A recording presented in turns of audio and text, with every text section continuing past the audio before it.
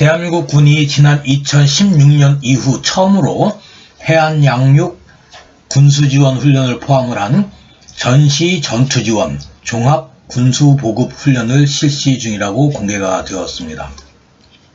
국방일보는 2022년 6월 27일, 국방TV는 2022년 6월 29일 각각 이와 관련된 내용을 보도를 했습니다. 이에 따르면 합동참모본부 군사지원본부 군수부 주관으로 육, 해, 공군이 합동작전으로 실시하는 전투지원 종합군수보급훈련이 실시가 되고 있습니다. 이 훈련의 의미와 시사점을 분석을 해보겠습니다. 언론에 보도된 내용은 가급적 배제를 하고 최대한 그 핵심만 추려서 정리를 해보았습니다. 우선 공개된 내용입니다. 훈련의 명칭은 2022년 합동지속지원훈련입니다. 훈련의 목적은 유사시 전구작전을 수행을 하는 부대의 지상, 해상, 공중 보급로가 길어지거나 제한이 발생한 상황을 극복하여 전투부대가 전투에 전념하는 여건을 조성하기 위한 합동성 강화 훈련입니다.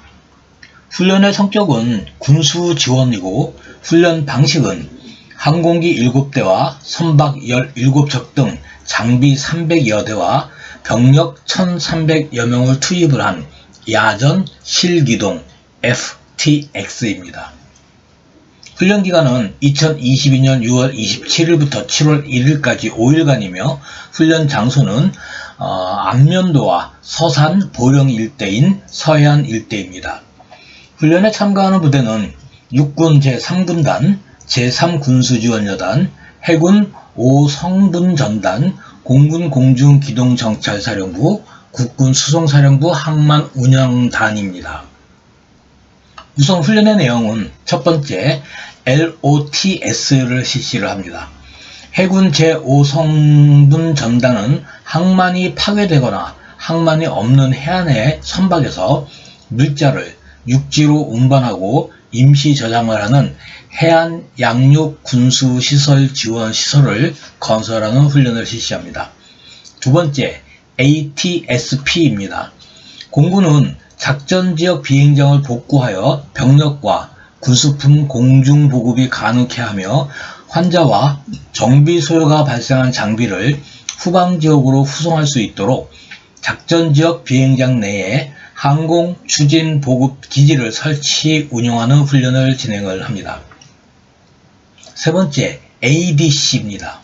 육군 제3군수지원여단은 해군과 공군의 시설을 통해 확보한 전쟁 물자를 저장, 관리하고 전투부대에 적시에 추진 보급하는 역할을 하기 위하여 도로 및 철도 등 주요 기반 시설을 갖추고 있는 곳에 지역 분배소를 운영하는 훈련을 합니다.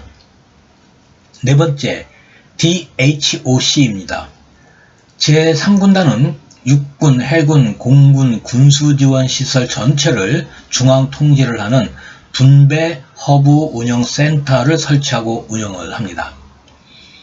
다섯 번째는 이와 유사한 훈련은 지난 2016년 6월 30일에서 7월 10일까지 서해 안면도 해안 일대에서 육군과 해군, 해병대 합동으로 해안 양육 군수 지원으로 실시가 된 적이 있습니다. 차이점은 2016년에는 해병대가 참가를 했고 2022년도 훈련은 육군 제3군단이 참가한다는 것입니다. 여섯 번째, 2016년 한국군 자체의 양육 군수 지원 훈련이 실시가 된 후 그 다음 해인 2017년 4월 10일에서부터 4월 21일까지 포항에서 한미연합으로 연합합동 해안 양육 군수지원 훈련이 실시가 된 바가 있습니다. 당시 실시된 훈련의 규모는 미군 측에서도 한국전쟁 이후 최대 규모라고 했을 정도로 대규모였습니다. 합참군수부장인 박진국 육군준장이 설명을 한 훈련 내용입니다. 비효율적인 군수 지원은 비전투 손실뿐 아니라 전투부대 기동을 제한하는 등 전쟁 지속 능력 저하로 이어져 전쟁 목표 달성을 어렵게 하고 전쟁이 장기화하는 상황을 만드는 등 군수 지원 능력이 전쟁의 승패와 직결이 된다. 전시에는 전투부대가 필요로 하는 물자를 먼저 예측하고 지원을 하는 수요자 중심의 군수 지원이 전쟁 승리의 핵심이다. 이번 훈련은 실제 훈련인 만큼 각 군의 능력을 통합하여 전투부대의 작전 성공을 지원하는 성과 있는 합동 지속 지원 훈련이 되도록 역량을 집중하겠다라고 밝혔습니다. 공개된 영상과 사진을 분석을 해봅니다. 우선 국군수송사령부 항만운용단이 동원을 한 로로선인 KS 헤르메스 관련 사항입니다. 길이는 136m이고 선폭은 21m, 홀수는 7m에 적하 중량이 5,901톤입니다. 2022년 6월 25일 21시 30분 평택항을 출발을 하였고 2022년 6월 26일 안면도 서쪽 해상인 북위 36도 53분, 동경 126도 22분에 위치한 것이 확인이 되었습니다. KS 헤르메스의 길이와 홀수 그리고 안면도와 서산, 보령 일대에 산재한 항구 중에 배수량 5,000톤급 선박이 접안할 수 있는 곳은 별로 없습니다.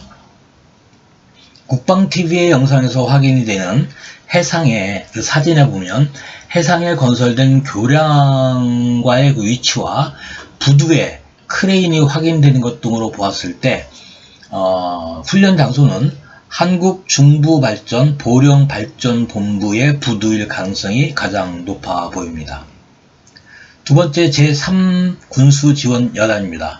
여단장인 김훈연 준장이 식별이 되고 궤도 차량 특수무기 다연장 장비를 정비하는 제83 정비대대와 일반 장비, 총포, 차량, 통신 장비를 정비하는 제93 정비대대의 차량이 확인이 됩니다. 3군단 이하의 보병사단인 제12사단, 제52 보병여단의 차량도 확인이 되며 직할부대인 제3공병여단장인 김태후 준장이 확인이 됩니다. 훈련장에 설치된 그 시설 중에는 전투에서 발생을 한 전상자를 영현 처리장까지 설치가 되어 있습니다. 참고로 산악부대로 불리는 제3군단은 현재 군단장은 김봉수 중장이고 이하에는 을지부대로 불리우는 제12보병사단과 백두산부대로 불리우는 제21보병사단, 독수리부대로 불리는 제20기갑여단과 직할부대인 제3공병여단, 제3포병여단, 제3군수지원여단이 편성이 되어 있습니다. 육군 제3군단의 훈련 장소는 분배 허브 운영센터를 운영을 한 제3군단이 배치가 된 곳은 서산 공군기지 제20 전투비행단 내에 있는 사령부 뒤쪽에 위치한 지역입니다. 이 부분에 대해서는 위성사진으로 비교를 하는 것이 다음과 같습니다. 공개 내용과 분석 결과를 정리를 해봅니다.